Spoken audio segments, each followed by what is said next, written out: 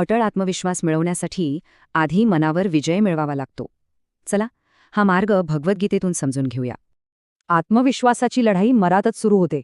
मग आपलं मन आपला मित्र आहे की सर्वात मोठा शत्रू? हा आहे अर्जुन, एक महान योद्धा, पण स्वतःच्याच विचारांनी खचलेला. ही आंतरिक लढाई अनेकांना ओळखीची आहे. भगवद्गीतेनुसार आपलं मन आपल्याला घडवू किंवा बिघडवू शकतं. ते आपला मित्र किंवा शत्रू असू शकतं.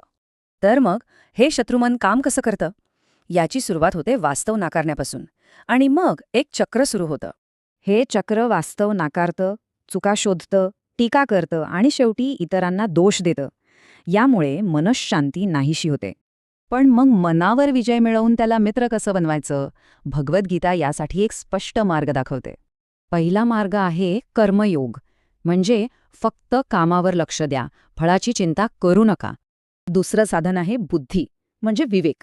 ती एका सारथ्याप्रमाणे भावनांवर नियंत्रण मिळवून योग्य मार्ग दाखवते. म्हणजे कामावर लक्ष द्या आणि निर्णयांसाठी विवेकाचा वापर करा. यामुळे शक्ती चंचल मनाकडून विवेकाकडे येते. याचा परिणाम काय होतो? तकलादू अहंकाराऐवजी खरा अटळ आत्मविश्वास मिळतो. फरक स्पष्ट आहे.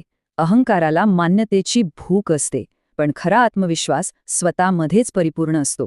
पण हे फक्त प्राचीन तत्वज्ञान आहे का? नाही. आधुनिक संशोधन सुद्धा हेच सिद्ध करतं.